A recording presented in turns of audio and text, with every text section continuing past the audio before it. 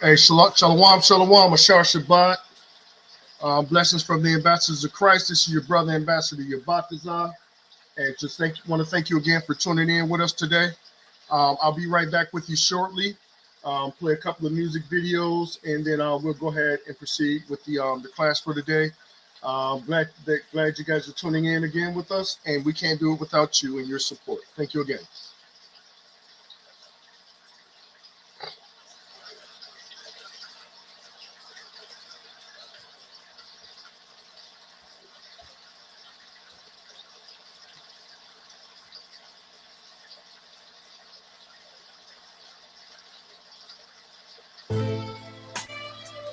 Hey yo, check it.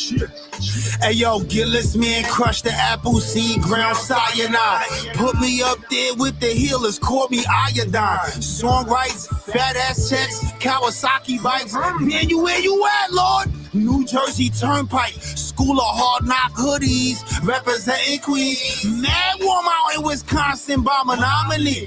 Fold my laundry up in the middle with the fabric sheets. In the club, reggae night, double shorty dancing me. Body slam off the speakers, pasa injuries. King Johnny Appleseed, sock passe family. Icy her, also icy y'all. We in the common car. German engineering, almighty God. Blessed us hard, IPA, sip after Shabbat. The Apollo squad, sending up prayers, frankincense. Burn it up, God. God, please forgive us. Please come and get us. Crackers trying to kill us. Fat asses trying to thrill us.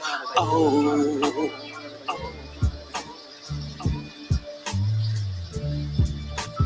Oh.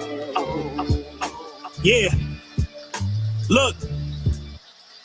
60 hours working, haven't seen the benefits. Came to be a messenger, ain't trying to see heaven yet. Got some things to do, got residuals to make. These women hit my line, I don't have the time of day. I'm trying to be great, they just want a bill paid. Yeah, you thought you had a sip, now you taking the train. See you steady begging, why you ain't down on your knees? Seafood broiled brunch, but you afraid of this meat? Master of the words and priest of the streets. Frank and Murr on the rocks. 80 proof got me charged. Dior on my body, but I've been a Savage. God, please forgive us. Please come and get us. Crackers trying to kill us. Fat asses trying to thrill us. Oh.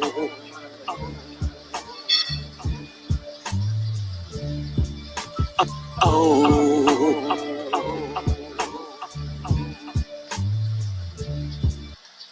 Oh. Yeah, a 304 is the number that you answer to. Them niggas you creeping with, sleeping with, they lame too. You wanna blame who? Me? Chick, you must be bugging. Your constant stroking, sausage choking, got your neck broken. I have spoken, legs open like the Red Sea. But I know your pedigree, so trick, you ain't turning me. Cause you's a black daughter, filthy like some tap water. A lock lizard, cock wizard, in that exact order. You know I know about the smash down, you trash clown. Get passed around with your toes up and your ass down. One thing is certain, you're twerking behind that dirty curtain. It's all hands on deck, so get that neck working. You want a Birkin, please.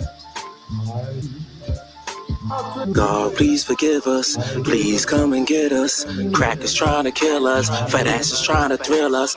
Oh.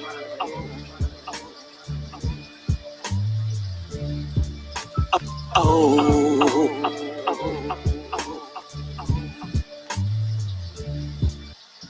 Oh.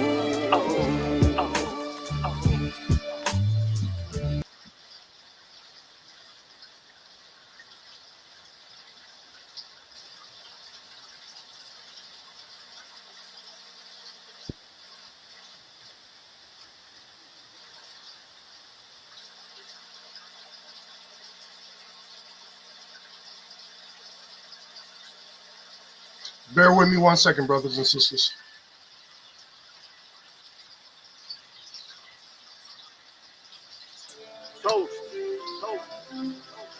Toast.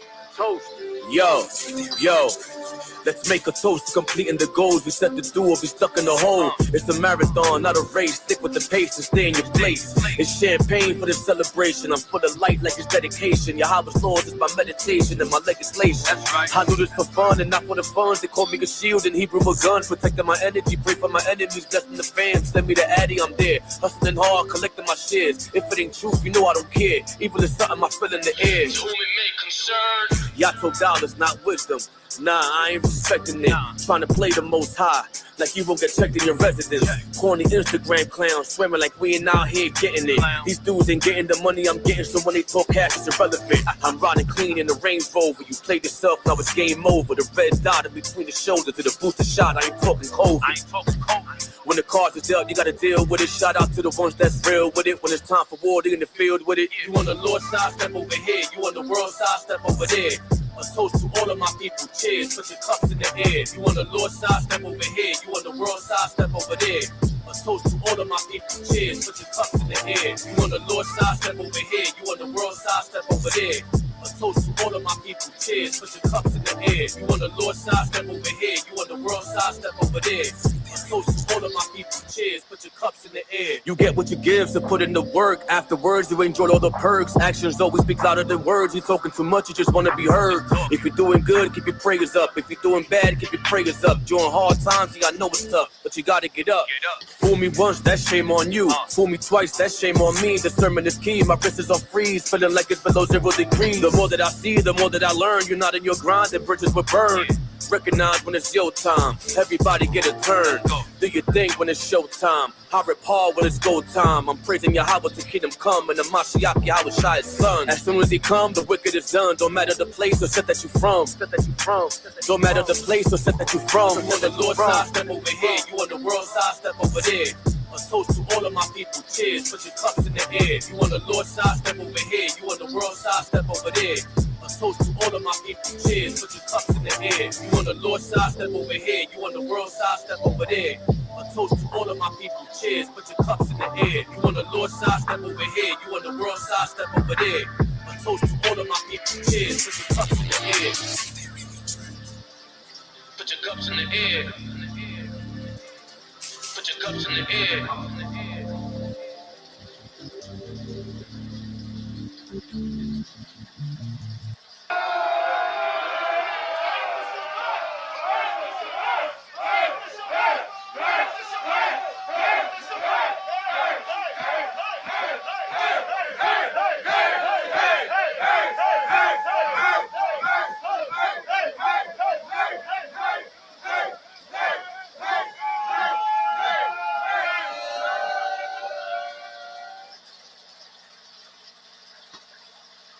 All right, shalom, shalom, Ashar Shabbat, everybody. Let me just adjust my screen real quick, see what's going on in the chat. Just real quick before it slips my mind, I saw somebody ask me a question. When was Feast of Purim? We still, hold on, let me turn this off. I still got music on. I dropped a link right here for Purim. We actually did Purim just this past week. If you missed the class right there, I just dropped the link in the chat where you can go back and watch the excellent presentation that the brothers did on Purim, the purpose of Purim and why we keep Purim. I will say for myself, I was highly enlightened. Shout out to all the brothers, the captains, Captain Daniela, Chief Priest Kazak Wakar, Chief Priest Shar Nathanya, Chief Priest Saban, and the brother, the advisor Yediah. Man, they did an excellent presentation. I wish I could have been a part of it, but it was meant more for me to sit back and listen. And even though I've been in this truth for a few years and all of that, there's nothing wrong with going back and learning more things about the things you thought you learned.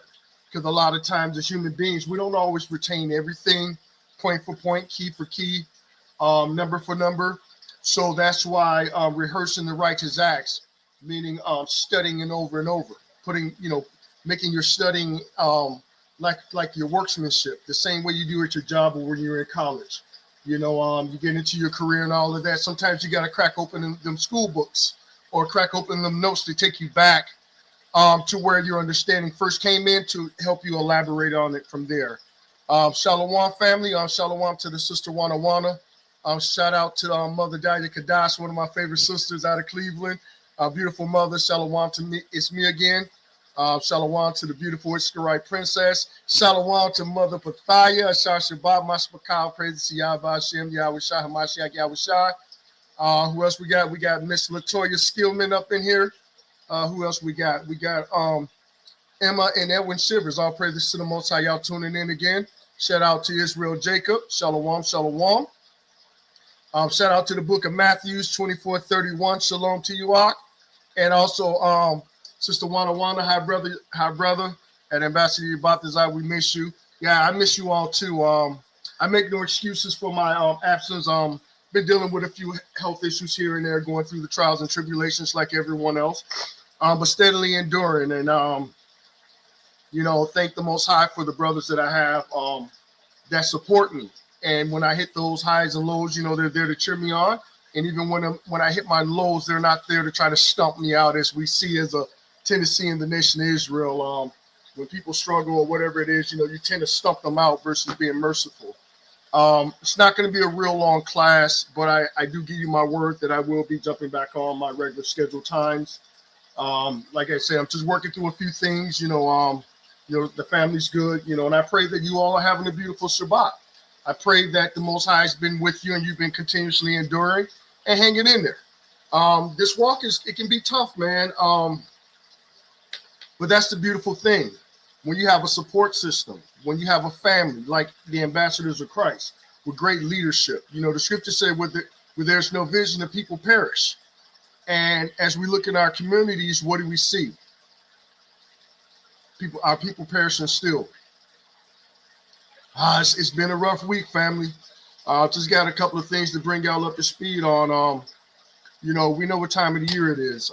We're in the springtime, and we know how Jake do. That's not awake. They go buck wild.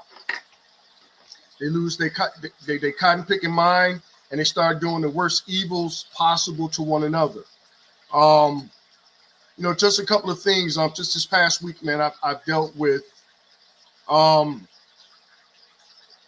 two brothers being shot right here in Chicago that I know up close and personal. And also, just yesterday, I attended a funeral for a young brother who also died. And we got to think about this, man, the ways that we die and the judgments that come our way. Sometimes some of us go peacefully in our sleep, or in a more peaceful way where we may suffer an asthma attack and may lose our life that way. Other times we may die a violent death, and we wonder why. And then there are times when we're in death-like situations to where the Most High spares us, and then we reflect back on why the other person may not have been spared. Just real quick, one of my very close brothers down here in Chicago, interesting scenario, but we give all praise to Yahweh and Hamashiach Yahweh Shai for sparing the brother. One of my close brothers down here, he's actually very close to the family. He's actually my granddaughter's teacher, her sixth grade teacher at the school out there in Gary that I always tell you about. That the brothers out here in Chicago, they got two schools out there in Indiana, one from preschool to sixth grade, and then one from sixth grade up to senior year of high school, and eventually getting the third location. So this brother who is a very special brother to me, a very strong laborer, a great teacher, very strong historian, very, very humble brother. And I can't speak nothing but great things about the brother. Like the scripture says, let another man exalt you and praise you. So I'm giving the brother his flowers. But the interesting thing about it was the brother was on the phone with another brother, and they were going over the scriptures. And this is just coming from the brother that the other brother who was on the call, who called me right after it happened. They're on the phone going over the scriptures, talking about Purim, Pesach, and different things like that, and different movements that they didn't need to make as a family and as a congregation moving forward, and in the midst of that, two young Jakes walked up on the brother while he was on the phone. So I guess they were trying to communicate with him. He was communicating with him and all of that. And for whatever reason, they thought that this brother was one of them doughboys. For whatever reason, they'd mistaken this brother for someone else. And in the midst of the conversation, they wind up shooting the brother. yeah, they shot the brother, and all praise to the Most High that the Spirit, him being a big guy, um, with him being a big guy, he had enough sense, and the Spirit told him to turn his body where he got hit in his upper back, so the calls start flooding in, phones start blowing up, so we're up at the hospital, probably about a good 15, 20 deep, out there praying for the brother, just questioning things and trying to understand that we understand what season that we're in, and that, whether some had fear or not, I was confident that the brother was going to be okay. I was confident because I walk in the faith of the Mashiach, and the things that he commanded us to do and the blessings that he put upon us, I believe that the Most High was going to spare that brother, which he did. The brother had a successful surgery, and he's home, recovering and things of that nature, itching to get back to the school, itching to get back to doing his classes, and itching to even turn up even more against Satan, against his wicked empire and things of that nature, So we just give all praise to the Most High that he spared one of our Israelite brothers that's been out here, doing the works and doing the things that are required of him. And the mercies of the Most High fell upon him and his loved ones, and then him having a great support system when you got that many brothers and sisters outside, staying out and sleeping in their cars to 2, 3 o'clock in the morning till we get that word that the brother's okay. A few days later, no, actually the very next day, get a call about a young man that I've been knowing since he was a child. His father and my brother's family grew up together, so we kind of, looked at each other as family just from childhood and things of that nature. And to get a call that the young brother had been shot 31 times. Yeah, the brother got shot 31 times and killed in my neighborhood. And it broke my heart. I felt bad. Because I felt like I could have done more, or maybe I didn't do enough to reach out to the brother, the young prince, and be more instrumental in his life. So, I'm not walking around as if I got blood on my hands, because I know I reached out quite a few times, but it's sad that another scenario of where a parent has to bury their child, and then I took a look at the scenarios of those families. One walking in the truth and in the spirit, and then the other one is walking out in the world doing the things of the world. I won't give you all the details on it, about what took place, what he was doing, and why he was doing it, whatever the situation was. But what I will tell you is that the lifestyles were night and day, and you don't have to be from a particular side of town or a particular area to get the judgments that come in those areas when the Most High is striking down his judgment. The young brother, he's from the other side of town, and where he lost his life at, it's not any place that he usually frequent. It's not a place that he grew up at. He may have visited, passing by with family and all of that, but it was never a stronghold for him to hang out at. And just for the fact that the brother was there and he had to die a horrible death like that, it's mind-blowing. And it hurts because, I'm a father and I have children now, and I thank the Most High, as they say in the world, knock on wood, I don't knock on wood. I just give all praise to the Most High and Yahweh Shai for his mercy and grace upon our family. That we haven't experienced that in our generation. Well, I did lose a cousin a couple of years ago, but I'm talking about directly from my household, me, my brothers and sisters, not making light of anyone's death or anything. But these are real trying times, family, and we have to understand that we have to continuously walk in the safety of the Most High. And please let me know if I'm coming through clear, making sure I'm not choppy or anything. I know my fish tank is making a little noise in the background, so if y'all can drop a 1 in the chat that I'm coming across clear and all of that, that'll be awesome. So again, yeah, we got to learn. We got to continue to walk in the safety of the Most High. It is so easy to fall left or right. It's so easy to get pulled back into the world, especially when that old man that you've been trying to bury for so many, many, many years. Yeah, that old wicked man. Just like the generals say, the most wickedest person you ever met in your life is the person that shows your reflection in the mirror. Meaning you're the most wickedest person that you'll ever meet. And until we come to a realization of that, that's where true repentance comes in. When we realize that we're the one that is our own enemy, we're the ones that are causing all these different plagues to come into our life. Once we understand them things, it's much easier for us to face the Most High in our convictions, in our guilt. A lot of us got blood on our hands. Some of us were bloody men like King David. Some of us were drug dealers. Some of us were in fraternities, pledging different fraternities to different Greek gods and Kemetic gods. And when the Most High brought that light into our minds and opened our eyes and illuminated our spirits and our souls and our hearts, right? A lot of times we forget we were just like those people out there. Yes, we've been redeemed and spared, but we cannot forget we were just like those people out there. And without the Most High and Mashiach, we can still this day be those people out there. And one of the things that we definitely lack is how to resolve conflict amongst us. A lot of us, we pop off. Some of us were hotheads.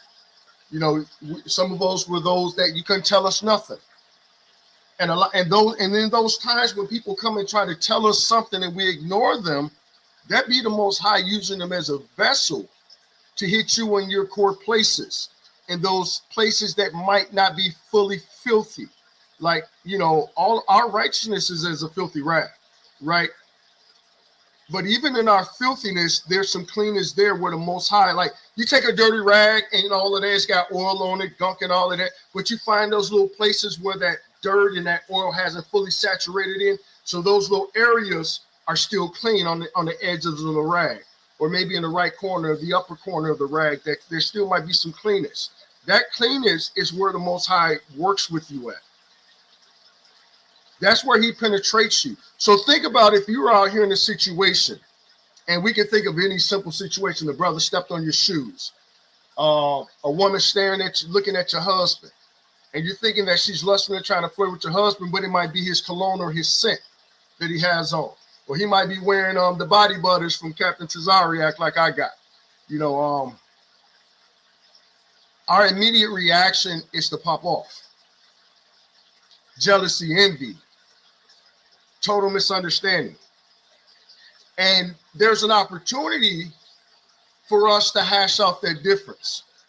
But a lot of times we let our anger and our wrath get the best of us to where we want to take vengeance. When the scripture says the vengeance is of the Lord, right? So the beautiful thing about us being in this truth, we learn how to communicate better. We learn how to speak with compassion and understanding. And even in the midst of us having that old man will try to rise up, that old leaven. And which is why it's critical that we continuously fast and pray and fast so that those things may be purged outside of us. Because if we don't, we can become part of the great falling away. And that's scary, falling away from the Most High. I remember as a child, as a young man, and I was out there in my wickedness, and I always look up and I'll be outside, be hot. I look up into the heavens and I'll be like, Lord, please don't blink thy eye at me. Lord, please don't blink your eye at me. And the reason why I had that fear, because I knew if the Lord blinked for 1 second, I was outside of his eyesight. And that meant that if I was outside of his eyesight, I was outside of his covering. He was no longer being a buckler and a shield for me. And in that moment that he blinked his eye, I could die.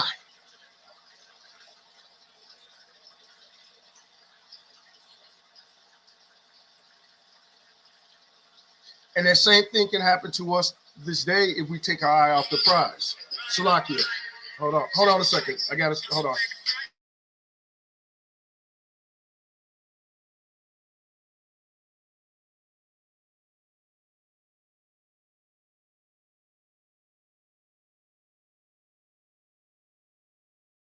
Salaki about that. My wife isn't feeling well and all of that. She didn't know I was in the midst of the class.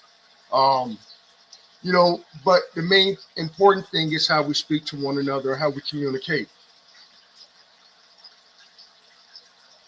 Communication is always can either cause death or life. Like the scripture said, death and life is in the power of tongue. And the things that we speak out of our mouths or how we react can bring certain judgments upon us. Because again, if we're in the light and we know we're awake, we know that our people in the world are still in darkness. So if we came from that same darkness to this light, then we have to be conscientious about the things that can trigger our people. Because just like Chief Priest just did a class, I believe it was last Shabbat, about mental health. And all we got to do is look out our windows, or when we drive through our communities, we can see the mental health issues that our people suffer from. The curses, the plagues, the astonishment of heart.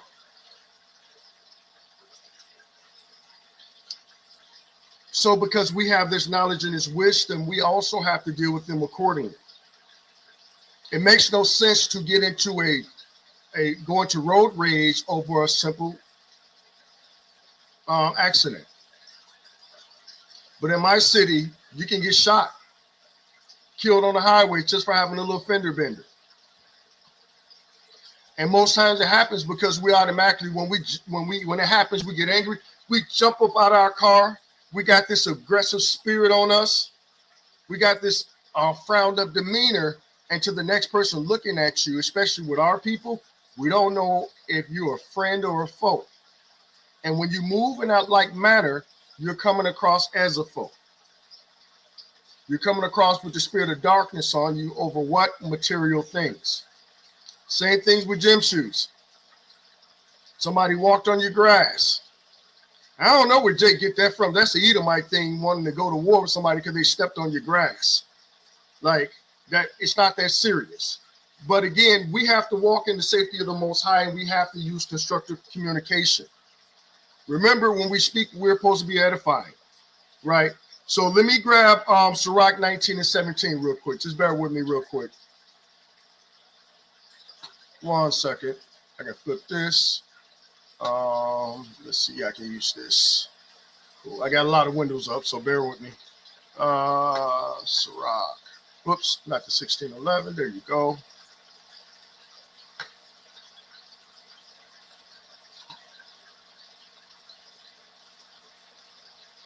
Hold on 1 second and put y'all on mute. Let me go grab my glasses real quick.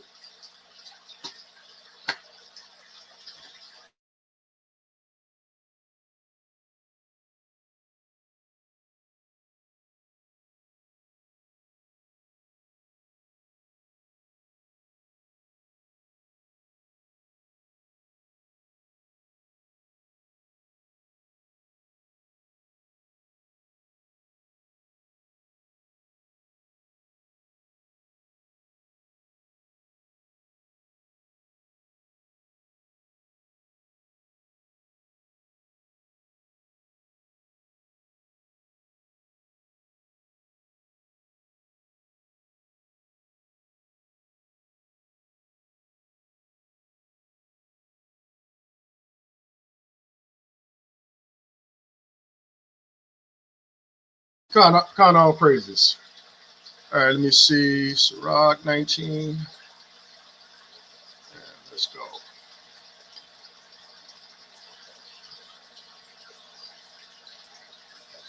All right, let's see. Where is she at? Here she go. Let me share screen.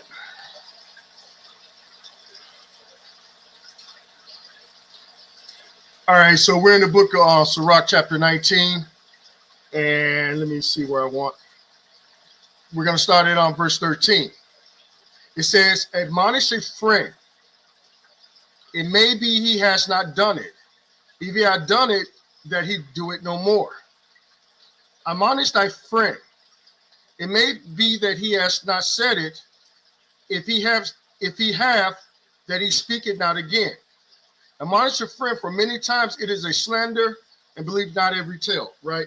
So the reason why I'm bringing these up is that a lot of times when conflict happens, it's because of hearsay, gossip, or half-truths. Like the scripture says, hear the conclusion of the matter, then judge. In the mouth of 2 or 3 witnesses, let all words be established, right? But in a lot of situations, we react because we're told something. And we don't know if that person's actually said it. So a lot of times we react, get emotional, we feel betrayed, we feel scorned. Like, I can't believe this nigga. I can't believe this sister. Why would they do that? But again, in verse 13, it says, admonish a friend. It may be that they have not done it. That's what we got to remember in these situations, in the rumors, in the war of rumors, the war of words. Just because we heard something, that doesn't necessarily mean that they've done it. Or if we've told General Hashar that yes, those words were said, but the way that they were delivered are not the same way that they were communicated. Meaning that you're getting a transliteration of what I actually said versus a word-for-word translation, right? Which is interesting because we use those same keys when we're studying the scriptures, right? We want the actual translation of the text and being able to understand that there's a difference between the translation and the transliteration of that same text. And that's how we have to be when it comes to communication. This is how we walk in the safety of the Most High. Not only for ourselves, but our brothers and sisters. But in 13, it says, if he has done it, that he do it no more. So let's say if he did say those things, instead of being reactive, get understanding of why. Maybe you've offended that brother or sister and don't even know it. Maybe a conversation that me and Wanda had, or me and Mother Bathia had, and some other fool overheard a third or a fifth of the conversation, and they go relay that message.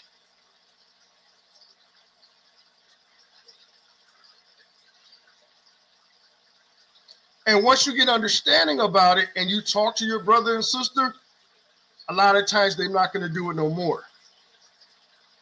And as we read in 14, if he did say, if he have said it, then he shall not speak it again. Why will he not speak it again? Because they have clarity. Because you showed enough love and compassion and understanding and use wisdom to solidify this situation and make it null and void. Verse 15, admonish a friend, for many times it is slander, and believe not every tale. Now we know in the black community, we know that slander gets people killed. Half-truths get people locked up and arrested for the rest of their lives. I mean, I know y'all see as many brothers and sisters that are getting their sentences overturned, serving 10, 15, 20, 30 some years, going in as a 16-year-old, coming out at 66 years old. As the sister, as this right princess says, even Emmett Till's story is a great example. Supposedly whistling at a white woman and got that young brother killed and hung. See, there's power and there's life and death in the tongue, man. And as us being, like me, I'm 52 years old. I don't get caught up in stuff like that. Even in the world, I really didn't get caught up like that. Even if I heard things like that, I usually just pull myself away. And by me pulling myself away from the situation and those involved in it, people would approach me. Hey, fam, why you not coming around no more, man? We had the game. You know, we had the Bears tailgate. You know, the Bulls are playing for the championship. Why you ain't over, man? You over all the time. I'd rather have peace, brother. I'd rather have peace.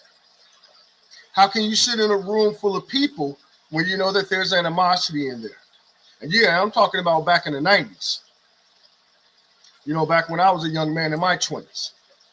And understanding that every man in that room plays with guns. Just like you.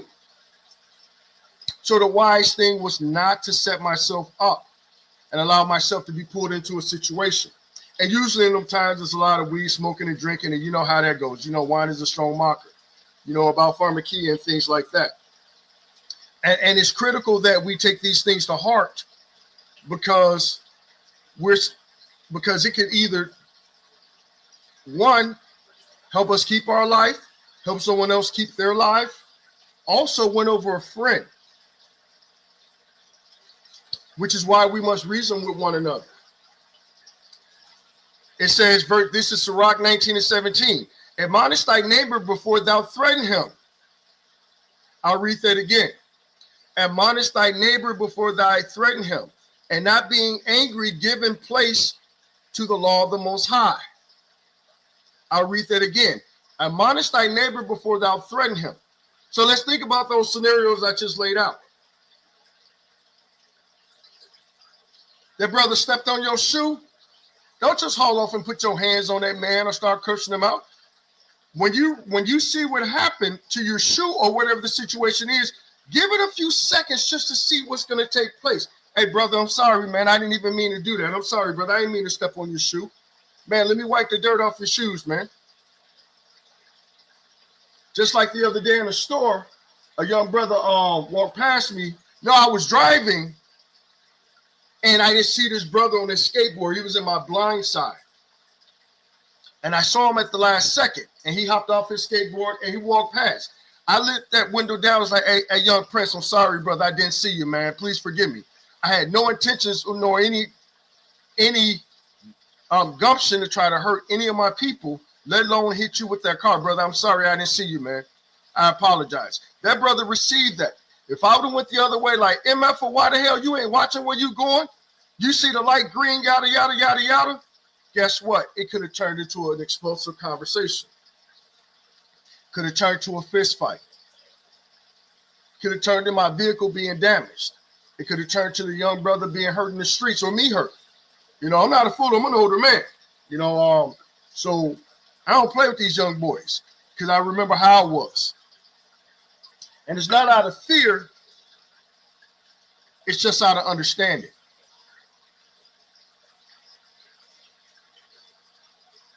Verse 18, it says, the fear of the Lord is the first step to be accepted of him, and wisdom obtaineth his love.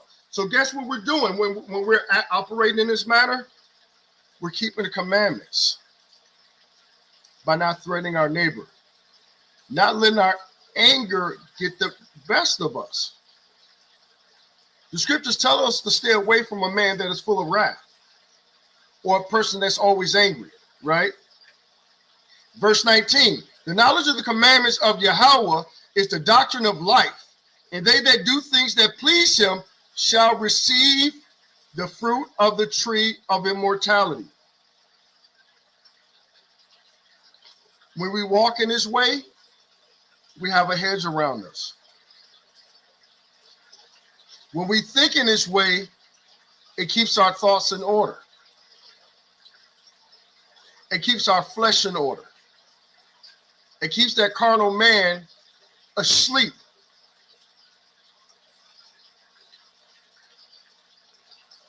It said, verse 20, the fear of the Lord is all wisdom, and all wisdom is the performance of the law, and the knowledge of his omnipotence. That's where our strength lies in, and the wisdom and the performance of the law. Because how we become immortal, the Most High is omnipotent. He's always there. And his angel encompasses us. Let me just grab something real quick just to back that up real quick. Hold on.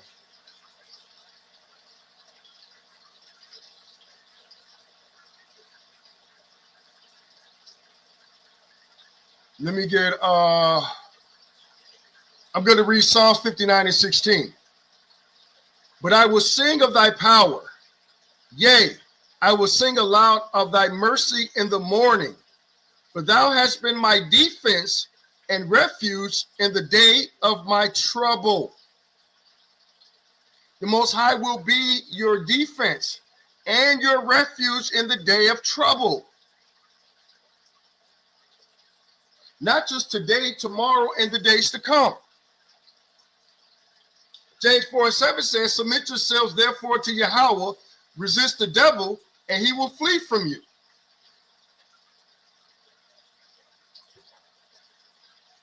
To resist that devil is to resist your carnal man. To resist going back into the ways of how you deal with conflict and be reactive versus being proactive.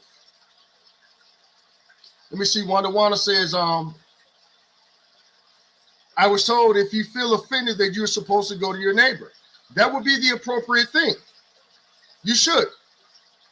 I'll be honest with you, in today's world, people don't like correction and they don't like accountability.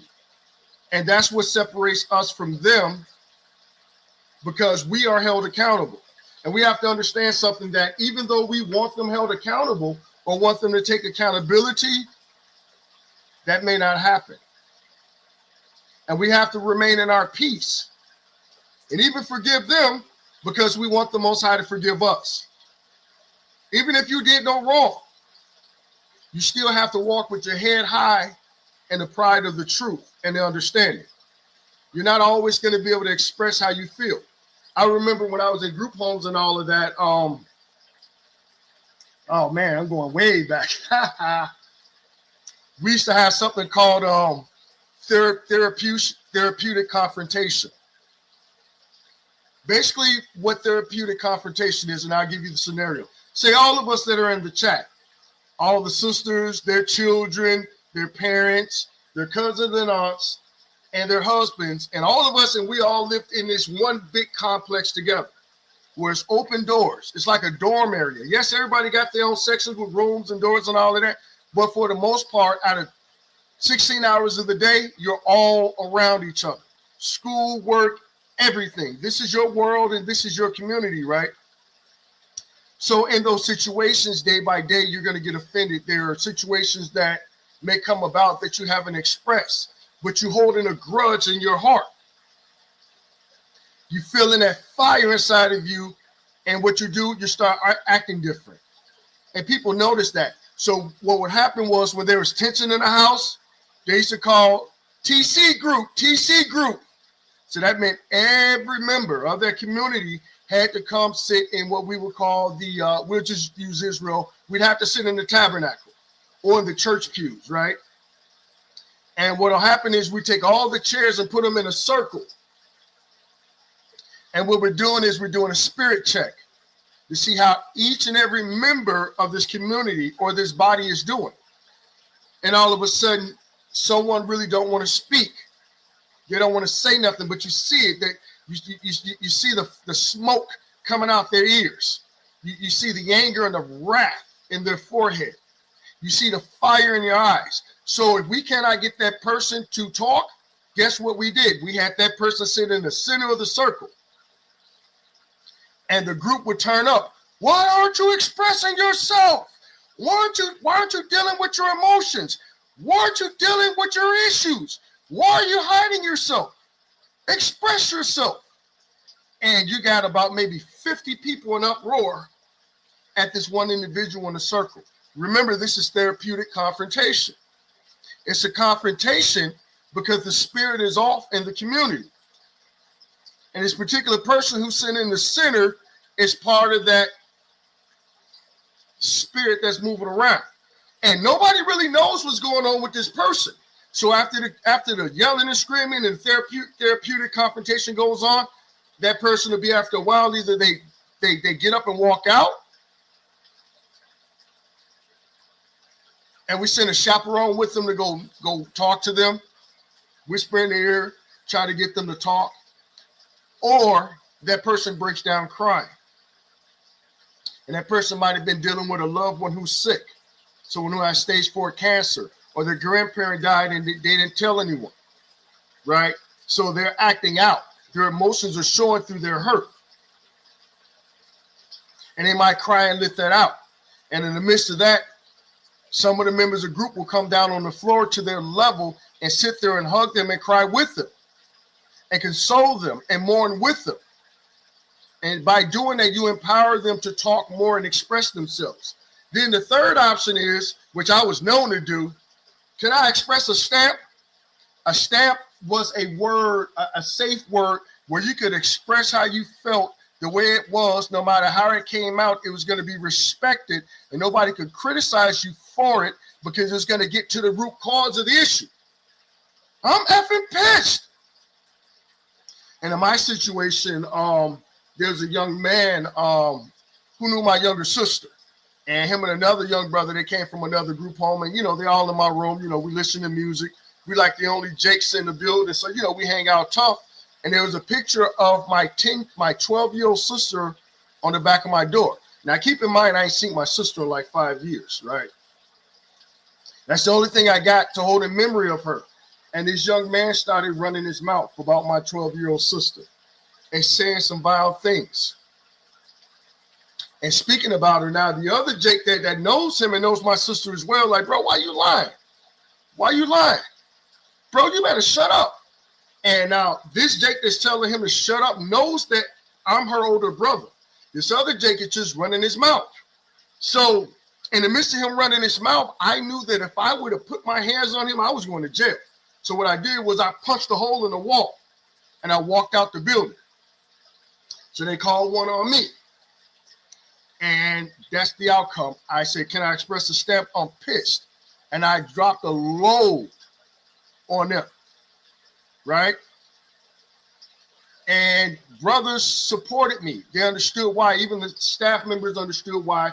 And guess what? My feelings were justified and I expressed them and I did the right thing by not assaulting that brother, which would have been in my nature from where I come from. You disrespecting the women in my family, let alone my youngest sister, and you don't know our history, right? So in the process of all of that, that brother repented and apologized. He admitted that he was trying to show off because I was older, trying to fit in, trying to blend in. And, he just wanted to be a part of the crew when he didn't need to do that. He was already part of us because it was only 5 of us amongst 30-some white people. So we had to stick together. Therapeutic confrontation sometimes can help you get to the root of the problem. It just has to be in a well-structured environment. And in the world and in the streets, we don't have that type of structure. That's not always allotted to us. Let me see what the mother said. Let me see. Oh, okay, Con. She said I was responding to Sister Issacharite post. And then what he said, but my sister, this day and time, you're right. It's the smart way. Mother Matthias said, it depends on who it is. I will come to them in a spirit of humility because I forgive you for my peace and the Most High to forgive me. That's right. Spirit check. I like that. Con. And actually, that spirit check, I got to get that out. I got to give a shout out to my man, Morey Hazadak, Shaul DL Israel. That was what he used to tell us all the time. We used to be like, brothers and sisters got to do a spirit check. All this folly and all this nonsense going on and all this strife, y'all need to check y'all spirits to see what's really going on with y'all. Because a lot of times when we're upset with people, we give our strength and our power to them, right? A lot of times when we give our energy, we're giving our strength away. We're giving our peace away. We're forgetting that we're supposed to love one another and prefer one another. But in that moment, you only prefer yourself because of how you feel. You saying that they made my self-esteem, they affected my self-esteem. No, stop lying to yourself, brothers and sisters. Your self-esteem belongs to you. That's why it's called self-esteem. I don't feel like I'm worth anything. What are you talking about? It's called your self-worth. You have to have an understanding of how you view yourself and what you feel you're worthy of. Your self-worth is all in your mind, which goes back to what Chief Priest Shar was talking about with mental health. These spirits that we fight out here, that's a mental health attack. I'm going to jump over to Sirach 28 and 12.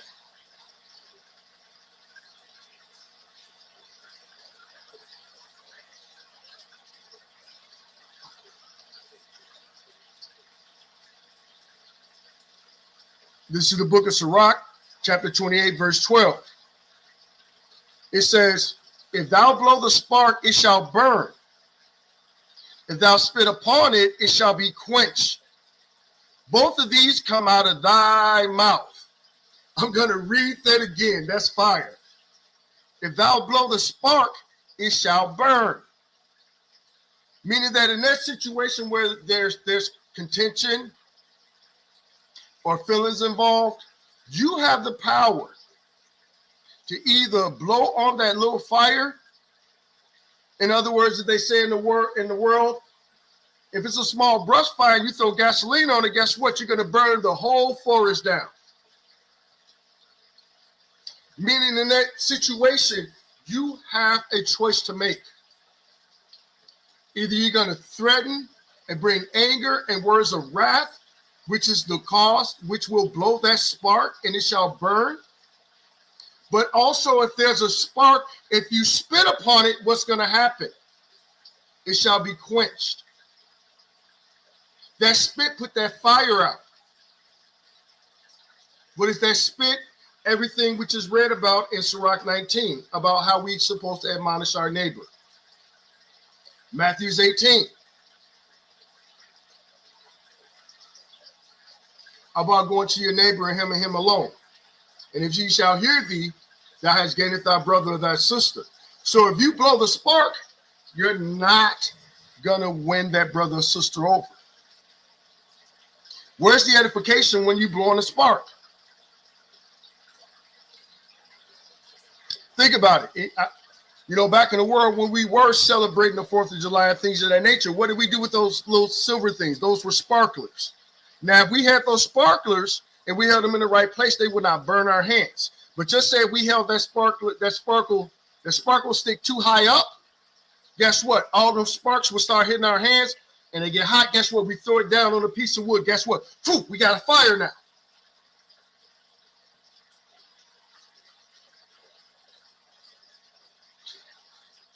That's the thing with the tongue having the power of life and death. Like it says in verse 13, curse the whisperer and double tongue, for such have destroyed many that were at peace. It goes right back to Sirach 19 about admonish thy neighbor, and if he did not say it. You just blew a spark and set the whole forest and the whole community on fire over a half truth.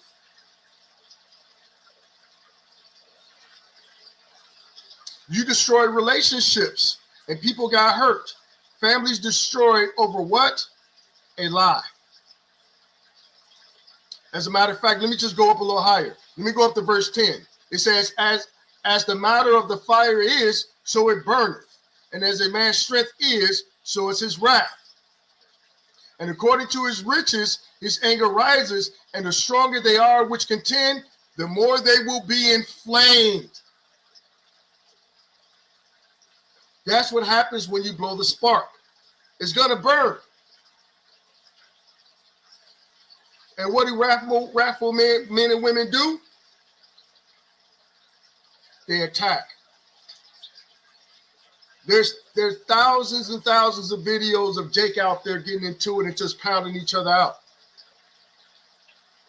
Why? Because there's a lack of love there and a lack of compassion, a lack of understanding. They don't know how to communicate. And when you're dealing with a person who do not know how to communicate, sometimes you got to take the high road. Sometimes it's best to take the high road because you have the understanding that they don't. Let me see. TikTok has the no judgment zone challenge, telling how you feel and what you've done without getting in trouble. Wow. Yeah, they setting brothers and sisters up to get themselves locked up. I don't know why Jake feel like social media, Facebook, TikTok is where you go confess all your dirt. I just don't understand it. You know, like Issacharite Princess says, we got to be the peacemakers. Yahweh's wrath is for our nation. I mean, not for our nation, for our enemies. Yet his wrath is also going to be for 2/3 of our people who refuse to serve him and the Most High. That's why he said in the scriptures that he that will not serve me, bring him here and slay him before me. And that goes back to the whole scenario of the brother earlier I mentioned, who was in the car talking about the scriptures and Purim and about turning up for the nation and the different things they're working on versus the other young brother. And it's not even just about them brothers. It's just about all brothers and sisters. You know, let me just share my screen real quick. Now, and I know y'all know I'm not lying, but let's just take a look at this. This is just Chicago. This is all in the past few days. Man shot outside Chicago Airport. Man shot during argument in West Loop, shooting outside Chicago Airport. Man found shot to death in Chicago West Side Alley. That's the young brother that I was talking about. Suspect among 5 injured in shootout in the back of the Yards liquor store. These brothers and sisters are having a shootout in a liquor store. Let's take a look. It says a suspect was among 5 people injured in a shootout at a Southside liquor store on Friday evening, Chicago police said. Police said officers responded to reports of gunfire in the back of the Yards neighborhood near West 51st and South Damon Avenue before 10:30 p.m. Several people were inside Goldmore Food and Liquors, where 2 groups started arguing and fighting. Police said that's when a 22-year-old woman, wait a minute, a 22-year-old woman took out a gun and fired shots. A man in her group then grabbed a gun and fired more shots at the victim. One of the victims, a man, returned fire. The offenders fled the scene. The gunfire injured at least 5 people.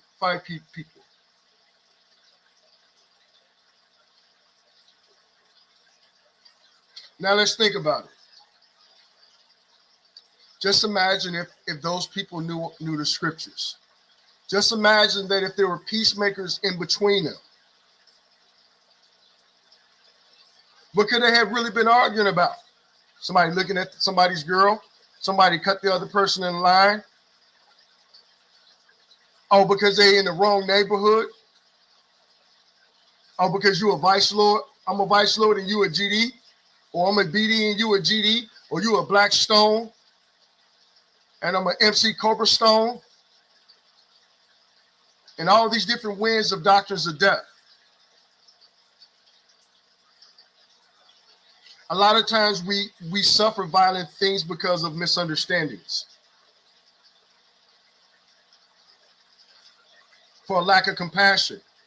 And it's interesting, there was this brother, he made a post. He posted his music. I didn't even know he was the brother whose music it was. But basically what it was that Chicago drill music about brothers and sisters being murdered and killed, you know, killing his ops, smoking on his ops, and his brother's from St. Louis. So it comes on my timeline. I'm not a friend of this Jake, but he's on my timeline. So I check him out. And I commented, that's hot garbage, straight trash. I said, that music is horrible. The brother, he's a young brother too. He replied, he called me a goofy MFer. You know what my reply was? I could have been like, man, F you, woo, woo, woo, nigga this, nigga that. That's not what I did. My reply was in so many words just like this. I say, I'm a goofy. I say, I'll continue to be the goofy brother that's out there crying over you young brothers that's out here dying in the streets every day where your mama is running from work or coming from home, crying out to God in the middle of the street, letting out a soul cry like, God, why did you take my baby? My baby is good. I go to church every Sunday. I pay my tithes and offerings. I'm a good person. Why, Lord? Why, Lord? Why, Lord? I said, I'm going to continue to be the brothers and the fathers that are out there weeping over you brothers that are dying in the streets. I guess you young brothers continue to follow monkey see, monkey do. I guess you brothers didn't follow the story about FBG Duck from Chicago, one of the biggest drill rappers being murdered in the Gold Coast downtown of Chicago, or about King Von being killed down in Atlanta, Georgia. About Lil Pappy getting killed up here on the north side, being backdoored by his own guys over this same music. I say, brother, I'll continue to be the goofy, and I'll continue to go out in these highways trying to reach you young brothers, and I pray somebody reach you before this is your outcome. May the Lord continue to bless you, young prince. I'm not your enemy, and I do love you. That was my reply. I had to go right where it was going to hit him.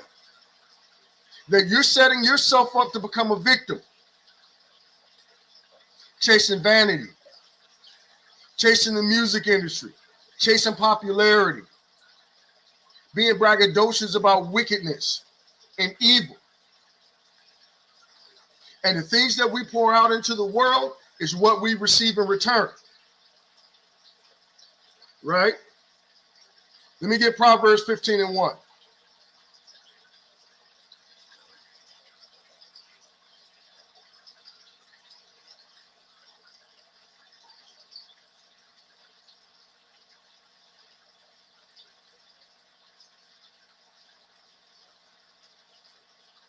So even though the brother blocked me and deleted my page, I pray that this brother, someone, whether it's in downtown St. Louis, I don't care what camp it is, that somebody can reach that young brother and put an arm around him, tell him that he loves him, and show him the way of life.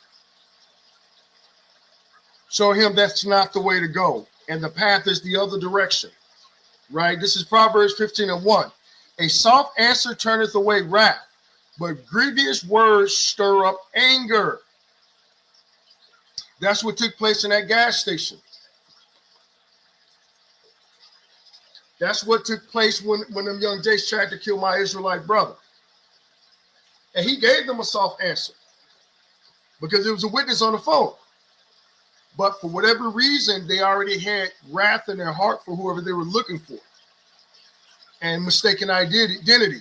A soft answer turneth away wrath, but grievous words stir up anger. The tongue of the wise uses knowledge aright, but the mouth of fools poureth out foolishness. So in that same situation with that young Jake about that music, I didn't attack him. I just let him know what the future can behold. I gave him all the different examples of different brothers who went his path and what was the outcome.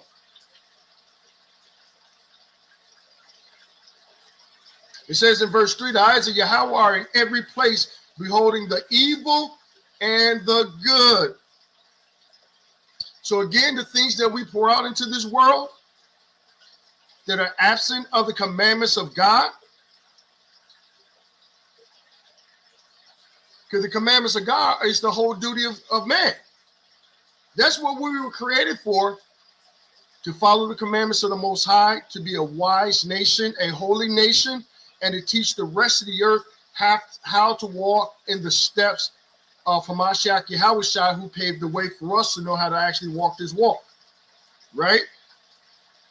Verse 4, a wholesome tongue is a tree of life.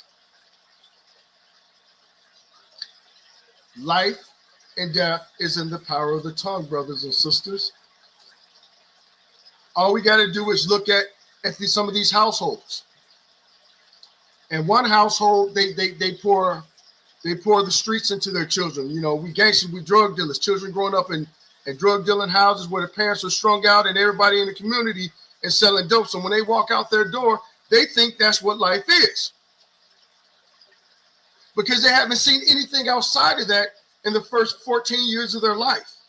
And my heart goes out to those people, to them brothers and sisters and those children, because from generation to generation, it's been like that, probably since the 70s. It says, a wholesome tongue is a tree of life, but perverseness therein is a breach in the spirit.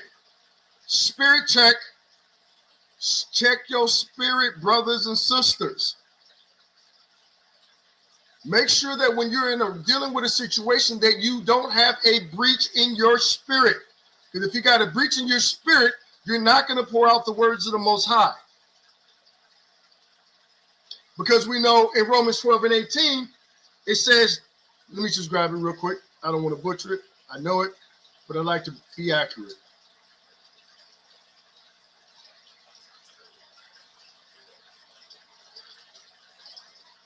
This is the book of Romans 12:18.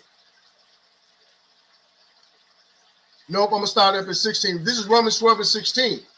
Be of the same mind one towards another. Mind not the high things, but condescend to men of low estate. Be not wise in your own conceits. Think about it. When we're out in our communities, we're dealing with brothers and sisters of a low estate.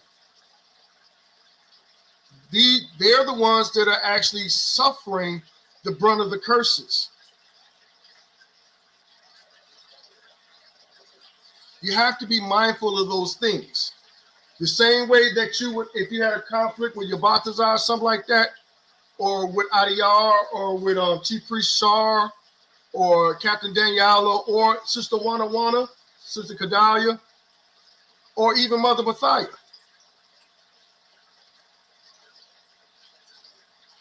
The same way that you would be of one mind towards another dealing with us, we have to be the same way we're dealing with our people in the streets.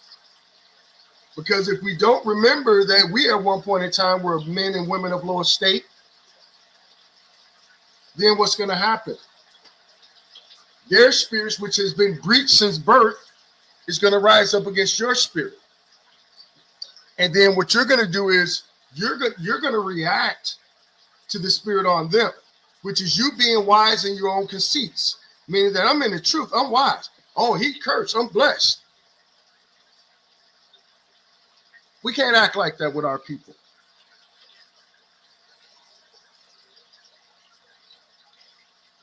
Which is why we have to remember we have to be continuously merciful unto them and our dealings with them the same way that the Most High has been merciful to us. Verse 17, recompense to no man evil for evil. Provide things honest in the sight of all men. So by you not going there threatening your brother or sister or all riled up with all that negative energy, provide things honest to them. Listen, get understanding. Rebuke, then judge. But that rebuke doesn't always have to be harsh. Verse 18, if it be possible, as much as life in you, live peaceably with all men.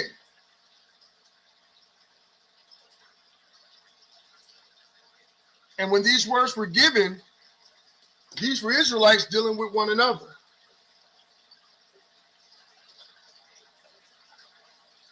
Because if you know the history of Jerusalem, it was violence at that time. Jake killing Jake, the same thing we see today.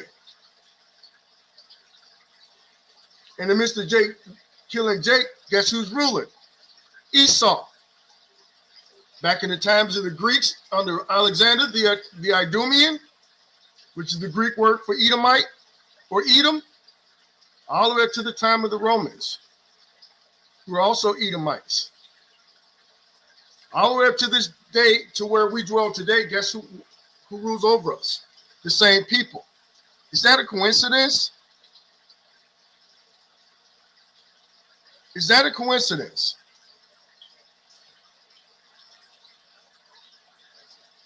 Dearly beloved, avenge not yourselves, but rather give place unto wrath. For it is written, vengeance is mine, and I will repay, saith the Most High. So in those situations, we got to remember, even though that's our brother or our sister, we don't have to take vengeance on them. We don't have to rail word for word with them.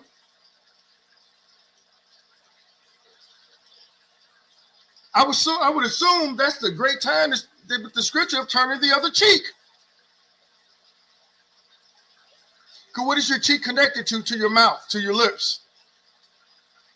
So for you to open your mouth, your cheeks got to move at the same time. All you got to do is pull up your phone and pull out your camera and start talking to yourself, moving your lips. Watch your cheekbones. Watch they move at the same time. Verse 20, therefore if thy enemy hunger, feed him. If he thirst, give him drink. For in doing so, thou shalt heap coals of fire in his head. So when that person is tripping and going off and spazzing out, you don't have to do that. Speak peacefully. Even though you may have been wrong in that situation, but because you have the illumination of the Most High to understand, to discern spirits, that these brothers and sisters are suffering those plagues. Verse 21, be not overcome of evil, but overcome evil with good.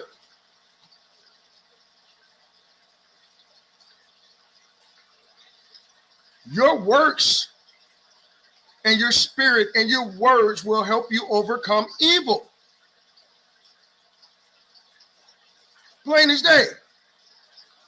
It's not rocket science. Think about all the different times you've been in situations and then something happened, and then after you calm down and you thought about it, it's like, dang, I shouldn't have said that. Dang. Man, I wasn't even upset about it like that.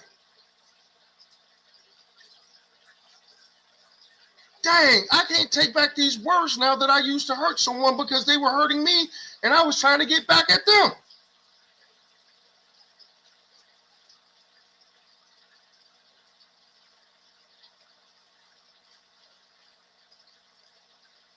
There's levels to this truth. There's levels to this walk.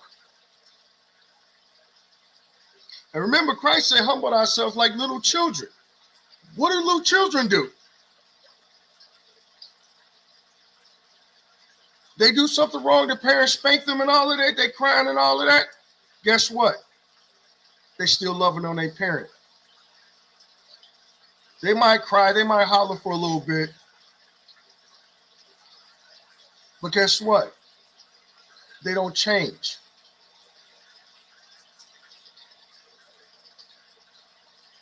And we're not talking about children that are, being influenced by the pollutions of the world and evilness. We're talking about righteous correction. I don't know. Like, I've maybe spanked my granddaughter one time. I spanked her on her hands one time. And this was many years ago. And she cried. And it hurt me to even hear her cry like that because it's me. She put on the real cry, the big cry, and I barely tapped her hands. But right afterwards, I had a talk with her and I explained to her everything that was going on. And she said, I love you, Granddad. I know you don't want to do that. And I was wrong and things of that nature. Sometimes when we spank our people, we have to love on them. But not every time or every situation is meant for a spanking. You're talking about a people that have been beaten and downtrodden for over 400, almost 500 years. So when you've been beat up so much, how are you going to react? You ready to throw them paws? You ready to throw them hands, right? But in the midst of that beat down, we forgot how to fight our own enemies and have made ourselves one another's enemies when it's not supposed to be like that. You know what I mean? Let me get back up into the chat real quick. Let me see where we at. Well, I didn't miss a lot. Salakia. Hold on. Okay, there I was. Let me see. Sister Kana says, she said, I had to remove myself from situations like this a couple of weeks ago to regain my peace. All praise to the Most High, sister. You did the right thing. You did the right thing because that thing could have took a toll on your mental. And when your mental is out of order, dealing with that mental health, guess what? You can make yourself sick. You bring ailments upon yourself. So you did the right thing by keeping the commandments and removing yourself. It's me again. She says, I simply don't respond. You sound like my wife. She won't say nothing. She just give you that look and just keep going. Sister Mother Dalia Kadash says, truth and misunderstanding happens in communication. We hear what we hear, and they might hear what they hear, no understanding when communication. Right. Perfect. It's called selective hearing. Selective hearing. Because we've been so programmed to hear foolishness and mischief and wickedness that when somebody's trying to actually deal with you in truth, you're only hearing those recordings, those pre-recordings from other situations all your life that you can't even hear Sister Dalia Kadash or Bathia, or it's me again, or Sister Kana, or any of the brothers when they're actually dealing with you in truth. Remember, the scripture says our people have ears where they can't hear and they got eyes where they can't see. So we got 2 eyes and 2 ears, and because of this destruction upon us in our communities and the pains that we suffer, and sometimes at the hands of our own family, that we close our ears off. A lot of times we can't, and I'll give you an example, and this is not to bash on the sisters and nothing like that, but, you know, dealing with a woman that has luggage, right? And you're dealing with that woman, this is your first time dealing with her. You know, you've learned about her, you know a little bit about her and stuff like that. And, you know, over a 6-month period to a year period. And then you really get involved with this person. And then you wind up finding out the other things that she's carrying in that bag, because those things never played out. So I remember, and I use this example, I used me and my wife. I remember the first time we were going out on a date, and you know, I was taking her. We're going to see a movie. You know, we're courting. This is all 20-some years ago, and I remember I came over to her house. I came over there smelling good, looking good, ready to go out on the town. And you know, I'm used to seeing my wife, you know, in church with her dresses on and things like that, or her business clothes. But so I've never really ever seen her like dressed out to go. So when she came down the stairs and I looked at her, my eyes lit up. And I was like, wow, I didn't know all that. Like, whoa. And when she was coming down the stairs, I said to her, I said, is that what you wearing? And I said it innocently. And boy, her face got scrunched up. She rolled eyes at me and told me, if you don't like what I'm wearing, you ain't got to go nowhere with me. Don't nobody tell me what I could wear. And her daughter-in-law is looking at her, then look at me, and my mouth dropped. My mouth dropped. I was taken back because I had no idea where they was coming from, what it was about. And I knew my words were words of a compliment and nothing derogatory, but in that situation for her, unbeknownst to me, those were the things that she dealt with prior to my life with her, and the things that she suffered prior to me. And because I had seen that spirit before, I just turned around while she went back up in her room. I didn't follow up behind her. I turned around and walked out the front door. And I went back to my humble abode. And it weighed heavy on my mind because I never seen her like that. Never seen her react like that, especially towards me. And the next day she called me and we talked about it. And she gave me an understanding of everything that she had been through. Right? So with me bringing that up, and shout out to the Most High for her growth and her maturity over the years and things of that nature, because she's one of the most modest women that I've known ever in my life. A lot of times, as we were just talking about with Sister Dahlia Kadash, when we hear things, we got preset recordings in our minds from our childhood or previous relationships that we react. It's a defensive mechanism. We just react. And as the scriptures say, we didn't hear the conclusion of the whole matter, right? But in that lesson with my wife, one of the things I told her was that, hey, you got to separate me from that, from whatever. I said, because I'm not going to suffer for what somebody else did to you. I'll walk with you with compassion and understanding, but you're not going to make me suffer for what somebody else did to you when they were being abusive. I can't walk like that. I'll walk away. So if you're going to react to me, and I'm being circumspect, that I understand that there are going to be situations that play out, that I have to be circumspect of, that she may react that way because of something underlying that I'm not aware of. But she also has to understand that you can't punish another person for someone else's sins. And that's what's happening in our communities. We're punishing each other for other transactions or transgressions against us, right? Y'all remember how that was in the world. So now that we're awakened when we're dealing with our people in the world or those freshly coming into the truth, we must have that same mindset of remembering we were just like them. And the same way someone else was there for us to help see us through it, if that person is willing, you do the same thing. It says, Wanda says, if a person lies, then gets smarts with you, that's bad communication. Can't. We have to be careful to make sure that we actually know if they're lying. Now, there's lots of ways to know. Like, I've had a situation where something was brought to me, and the person brought it to me. They was even embarrassed to bring it to me. And when it was brought to me, I didn't duck it. I knew what they told me and who it came from. I knew it was true because I had to correct that person multiple times about something they said which wasn't true. And that person who said it, I didn't say nothing to them, but they found out through a friend or a mutual acquaintance that there was something in the air. And that person decides to call me drunk, saying, well, you listening to MFers and this and that and this and that and that. And my immediate reaction was like, yo, I ain't got time for this. I'm not listening to nobody. I know you said it because you're the only person in my lifetime that has ever brought this conversation to me.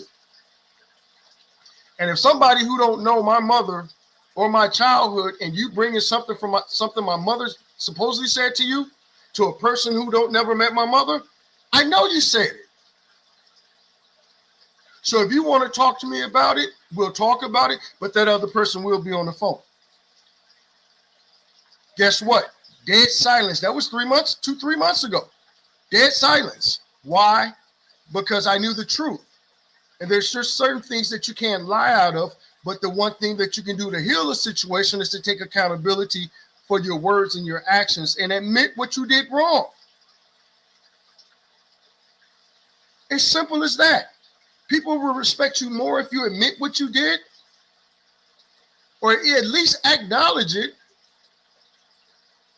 That goes a long way towards healing relationships and friendships. When you're in the same family circle, I'd rather just go to the elders without going to the person with hopes that the elder keeps it to himself. I feel you on that, Sister Wanda, because like I said, there are some people who just won't listen. There's some situations that we're not going to always be able to bring to a person. And it really depends on what your relationship is with that person. Because you may need a mediator. You may need someone who can sit there and talk amongst you and them to get to the bottom of the matter. You know what I'm saying? So I totally understand that. And it's correct. Princess says, Yahweh will protect us and our family as we wait on the Lord. All praises. Let me see what else. All praises, Khan. Matthew 24:12. And because iniquity shall abound, the love of many shall wax cold. Khan. That's very true. And in our neighborhoods and even in our own households or families, because of sin, the love of many wax cold. That's why we hear about all these divided families.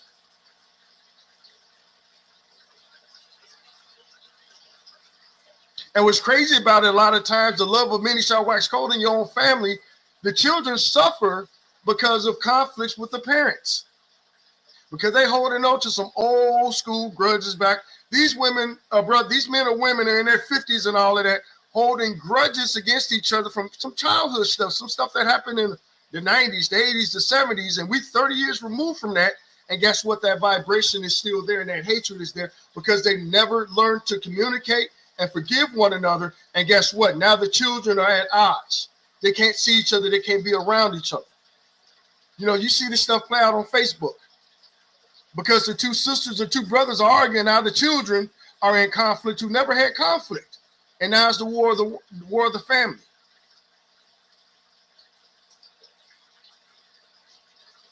Yep, exactly. That verse, a soft answer, not an attitude. Don't give them no soft attitude. Give them no attitude. Give them a soft answer. You see, the water, Sister Latoya, all praises to the Most High. This lesson is powerful. We give all praise to the Most High and all of that because I'm just a vessel. And I'm reading his word with understanding and just trying to share the little bit of wisdom that I've obtained over the few years. Yes, you're right. It's right, Princess, chaos and disorder. That's exactly what's going on in our families. You know, hold on. Let me see if I can grab something real quick. Maybe I have this saved. Let me go to my Facebook.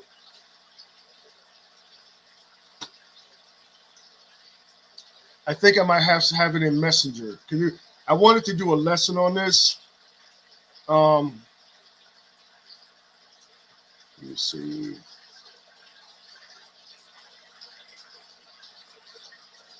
I don't know if I have it in my Messenger. I'm gonna have to save it for another time. But let me see.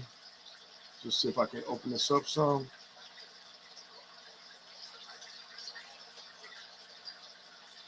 Nope, that's not it right there. Let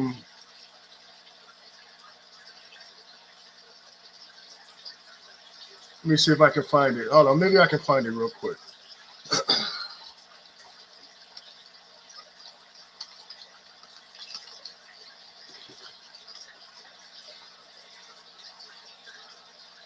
Maybe I can find it. Hold on. I might not probably be able to find it. Like this stuff comes up when I'm not looking for it.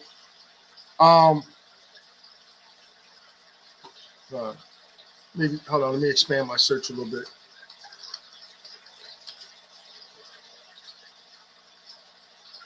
Let me see. All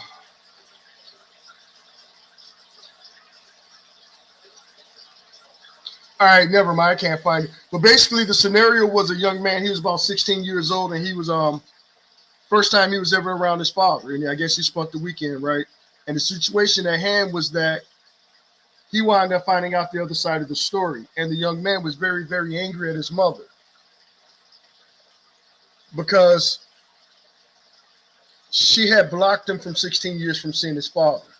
So when he finally got a chance to sit down with his father and his other siblings and, you know, his grandparents and his aunts and all of that, you know, he confronted his mother about, why did you keep me away from my father?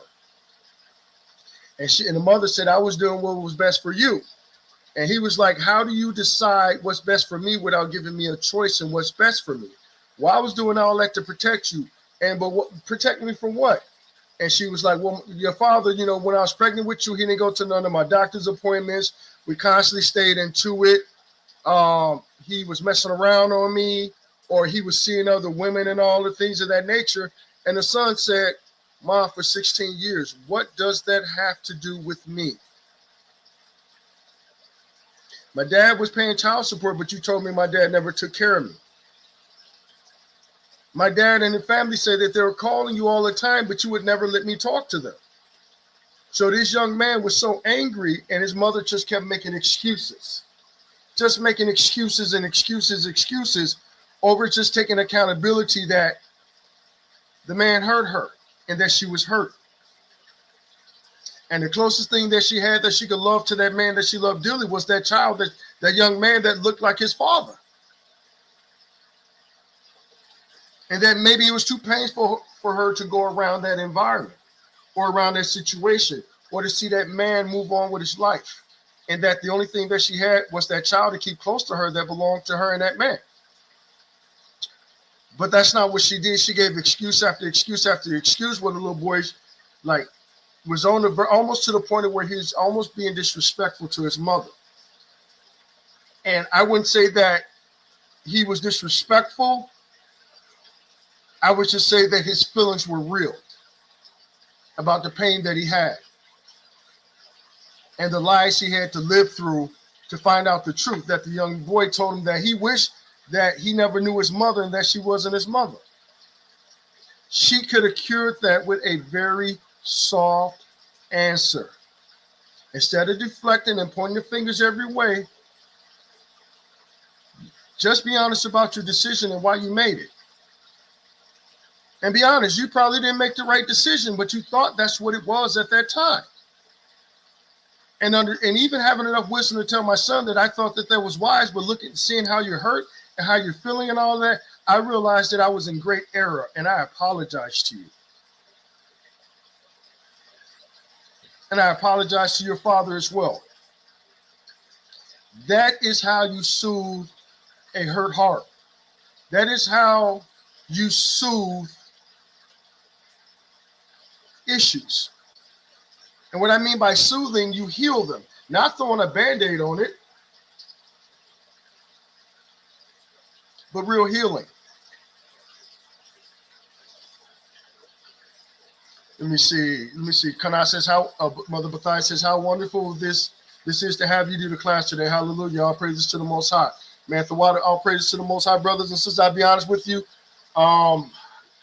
With everything that's been going on, with the funerals and the two brothers getting shot and all of that, I've been heavy laden, just this week and trying to figure out, what could I really tell y'all? What can I tell y'all that y'all haven't heard over the last few weeks in my absence?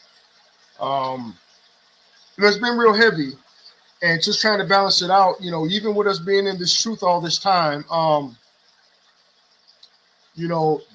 things like that still have an impact on you. I try not to let my heart get cold towards things like that because, I've experienced enough of it in my lifetime, and just trying to stay balanced like everyone else, and walking the walk and trying to talk the talk, and realizing that even in my own walk, that there's areas that I need to improve on. Because life is not promised to us tomorrow.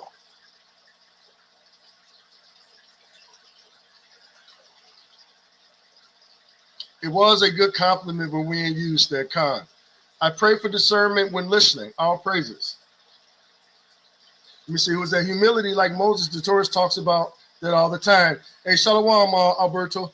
Shabbat, King. Let me see what else I meant. It says women suffer because they don't have the Torah. They don't fear Yahweh. That's the same thing for our men. It's a double-edged sword. And we got to keep in mind that our nation fell because of our men. Because we're the heads and not the tails. And we're all out of order, man. Our whole nation is out of whack. The earth is out of whack. Everything is upside down right now.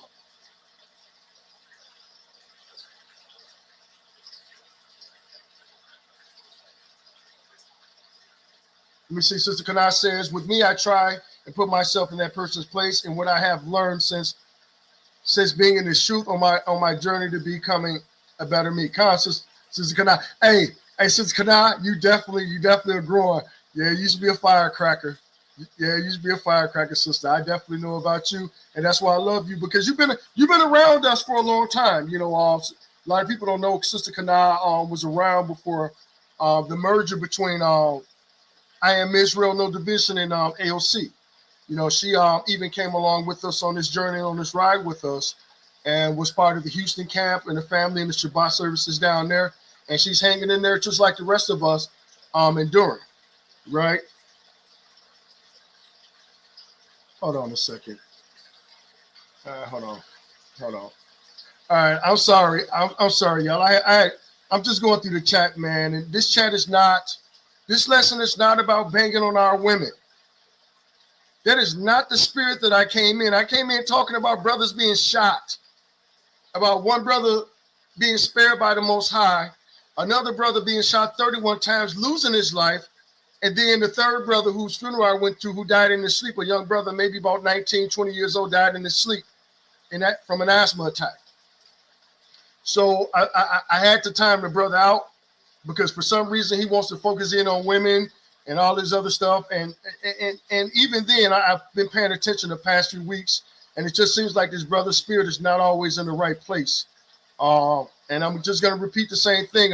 Brother Alberto, man, like Chief Priest Shah said, man, this is not your platform, brother. If you want to teach, go create you a platform and go teach, brother. I'm not going to have you beating up on our sisters or even speaking evil against our women when none of these women in this chat has done anything to cause any of that type of energy from you, let alone this. That's not even the topic of this lesson. The topic of this lesson is about how to walk in the safety of the Most High and how to properly communicate with our people. Because we want to compare apples to oranges. All we got to do is to see the scriptures that the men got more blood on their hands than the women. And true enough, we know what Mother Eve did, but at the same time, we've had a way out of that. Since Eve sinned with Adam, all the way up to the time of Christ, and we still ain't got it right. So I'm not here to throw stones at anyone. You know what I'm saying? We're not going to do that. You see, and you're right. Yeah, y'all been chatting up. Yeah, y'all been getting it on up in there today. I definitely appreciate that. And I'm just trying to get caught up on it and see where we are. So yeah, I did time out the brother Guevara.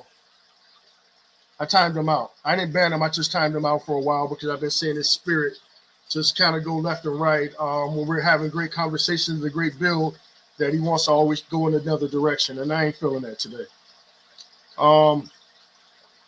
Actually, this has turned out to be longer than what I thought. It's all your fault, Sister Wana. It's all your fault that this class is taking longer than I planned on. It's all your fault. Let me go ahead and share my screen real quick, right? So we understand the context of why we need to, how we communicate is important, right? Life and death is in the power of tongue. This is Isaiah 59:6. Their web shall not become garments, neither shall they cover themselves, neither shall they cover themselves with their works. Their works are works of iniquity, and the act of violence is in their hands. It said, verse 7, their feet run to evil, and they make haste to shed innocent blood. Their thoughts are thoughts of iniquity, and wasting and destruction are in their paths. So again, when we're dealing with our people, whether it's our family, people in the streets, strangers, and all of that, make sure that we continue to remember these things that the Most High gave us. Wisdom, proper communication, a soft answer, listening skills. A lot of times we listen to convict people, but we don't listen for compassion. Their feet run to evil, and they make haste to shed innocent blood. Why are they making haste? Because of half stories and half truths.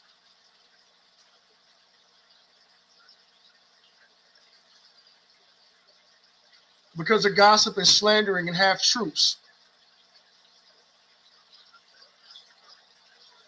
And they make haste to shed innocent blood. Their thoughts are thoughts of iniquity, wasting and destruction are in their path. So we understand that wasting and destruction is in their path. Why put yourself in that path? If you know that's how they are and this is who they are, and you put your best foot forward, then remove yourself from their paths. Don't be around a multitude that are swift to do evil. Verse 8. The way of peace they know not. I'll read it. Let me blow this up just a little bit more. I want y'all to really see that.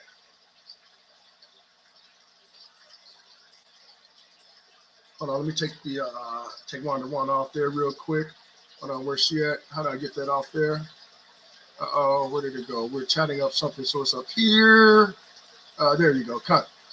Select it. It says in verse 8, the way of peace they know not. There's no judgment in their goings. They have made them crooked paths. Whosoever goeth therein shall not know peace. So brothers and sisters, you keep your peace.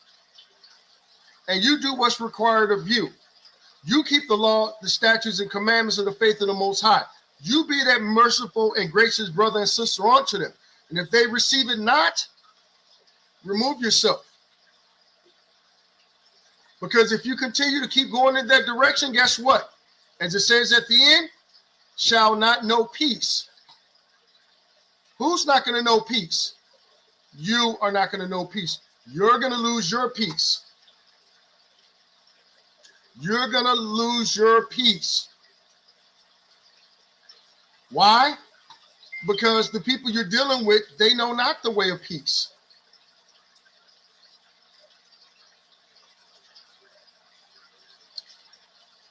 Give me 1 second. Ready to close it down shortly. And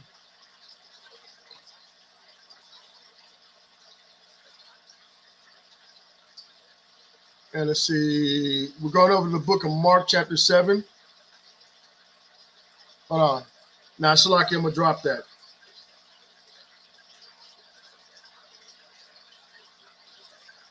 Give me a second.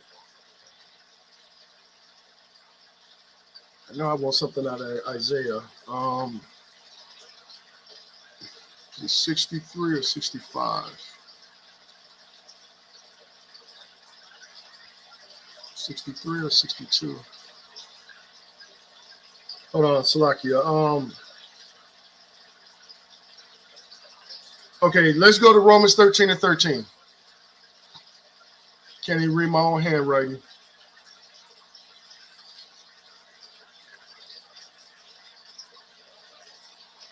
All right, Romans 13 and all right, hold on. Let's start at Romans chapter 13, verse 10. It says, love worketh no ill to his neighbor. Therefore, love is the fulfilling of the law. It reads again, love worketh no ill to his neighbor. Therefore, love is the fulfilling of the law. And that knowing the time, that now it is high time to wake out of sleep. For now is our salvation nearer than when we believed. We know that we're in the end times. We see what's going on in the world. We see all these prophecies are being fulfilled. We see the nations breaking away from the United States. We see brick rising. We see the United Nations are falling apart at the seams. We see what's going on in our communities. We see what's going on with the news with President Cheetos, the Orange King of America. We don't have time to be working ill towards our brothers and sisters. The only ill we should have in our heart that we want people to be judged should be the nations. Because even thus this day we suffer for the sins of our forefathers. And we serve a just God, and we serve a just power of balance. And the Most High said he's gonna, what did he, Salakia? Oh man, I got like so many scriptures running through my head real quick. The Most High said he was gonna make them our footstool.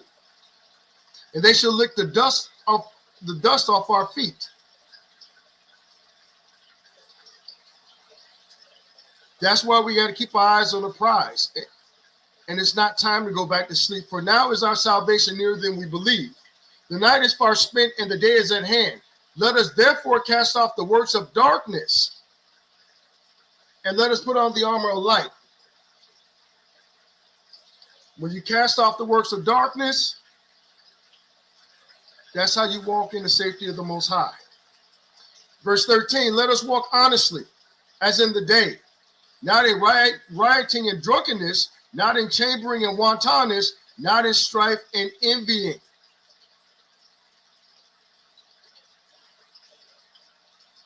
But put ye on Hamashiach Yahushai, and make not provision for the flesh to fulfill the lust thereof. So we're not supposed to be riling against our neighbor, not rioting, not in drunkenness, not in chambering, not in strife or envying. None of that. Because you know why? You know what our purpose is? This is the book of Acts chapter 18, verse 19.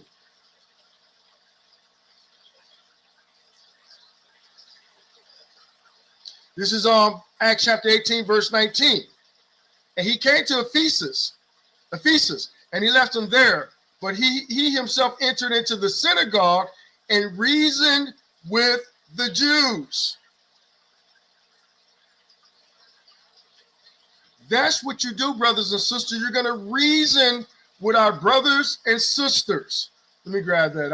I'm in the wrong one. Let me read that again. The same way that Paul walked into the synagogues, and I'll read it again, Ephesians 18 and 19. I'm sorry, Acts 18 and 19, Salakia. And he came to Ephesus and left them there. But he himself entered into the synagogue and reasoned with the Jews. Sometimes it's best to sit down with our people and have simple conversations. You got the power. Like I told my wife when she met me in my younger days, like, yo, you have the power. You have power with me that if you see me like a roaring lion, your words can bring that lion down. Your words can have me laying in your lap while you rubbing through my scalp, which she does the best,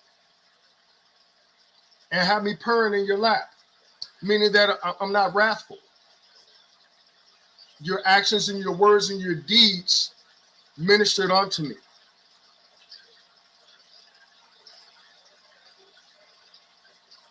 Your words and your actions ministered unto me, and whatever fire I had inside of me, it got quenched.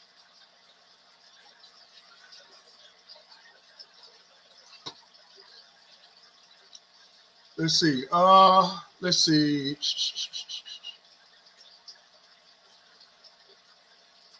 Hey, brother, look, Alberto, almost every class you come on here, man, brothers have to admonish you. It just happened the last week, the week before, and one of the other classes. You just got to stay on topic, Art. It's like you always go in the left field, left, right field, and all of that. And I actually like you, G. I actually like you, bro. I believe your intentions are righteous, but I think sometimes, man, you just be coming from left field sometimes. And, you know, I just think sometimes you just got to back down some.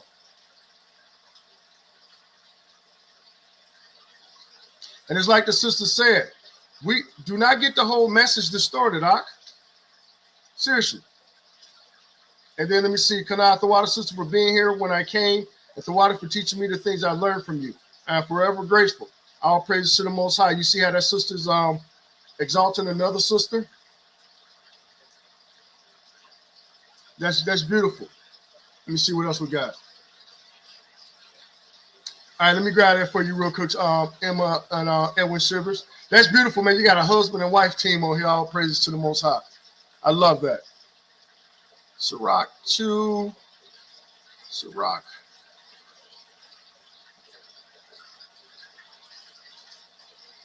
What did she say? 2:15, I believe that was. Okay, 1 through 5. Cut. All praises.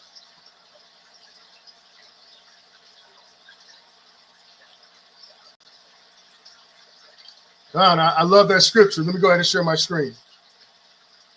All right, this is the sister, and I highlighted her and her husband on the screen. This is Sirach chapter 2 and 1. My son, if thou come to serve the Lord, prepare thy soul for temptation.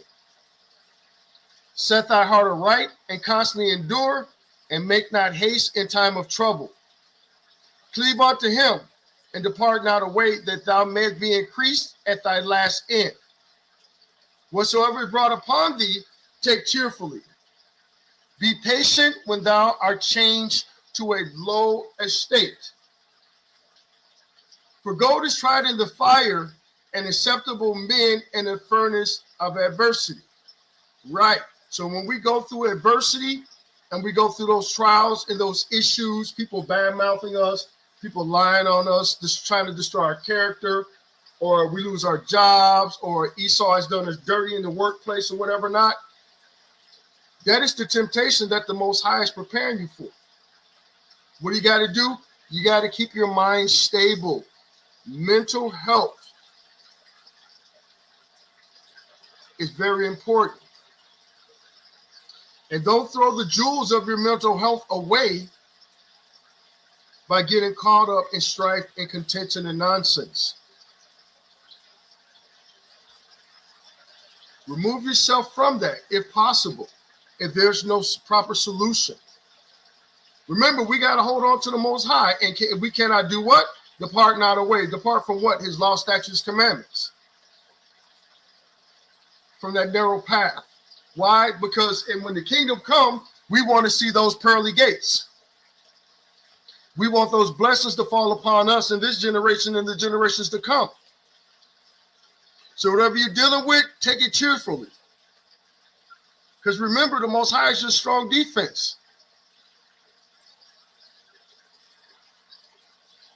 And don't change up when circumstances change on you. It says, be patient without change to a lower state. And as a matter of fact, I need to speak this.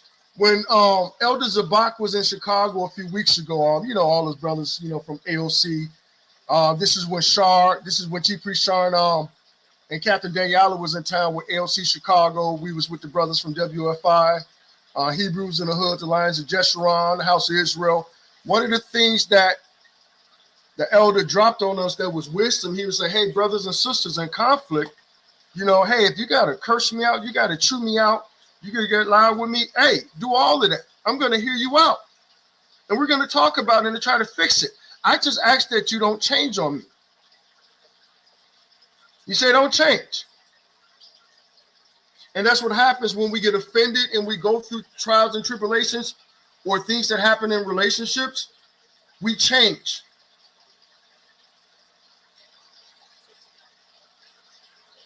We change up on others, and in the process of us doing that, meaning that we got offended and we're holding on to animosity or whatever or unforgiveness, we change up. Not only did we change up our relationship, but we also changed up a part of our walk because we're holding on to bitterness and unforgiveness.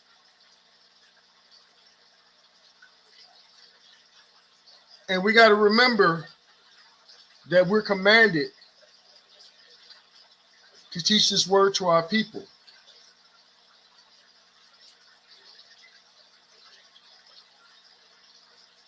We have to be living examples of the scriptures.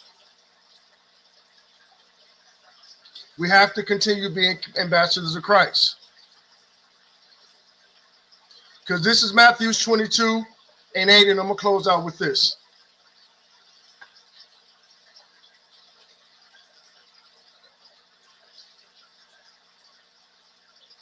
This is Matthew 22:8. And it reads, then saith he to his servants, the wedding is ready, but they which were bidden were not ready. Go ye therefore into the highways, and as many ye shall find, bid to the marriage. So those servants went out into the highways and gathered together all as many as they found, both good and bad. Yahweh Shai told us to get the wedding is ready and to go into the highways and byways and to go get the people and gather as many as we can, both bad and good, the good and the bad. And the wedding was furnished with guests. So in this walk, we're going to come across good and bad people. Just remember, you started off as a bad person too, and you became part of the good. Continue to study, continue to pray, continue to fast, continue to fellowship, continue to congregate. Continue to do all the required things, because these are the basic things that we need to do, not only to please the Most High Hamashiach Yahweh Shai, but also to rebuild our nation. And real quick, Brother Alberto, if I perceived you the wrong way, brother, please take my forgiveness real quick. I apologize, brother, if I misread your comments or I just maybe discerned it the wrong way. I ask you to forgive me. And I also tell you again, you're one of my favorite brothers that come on here because you're very consistent.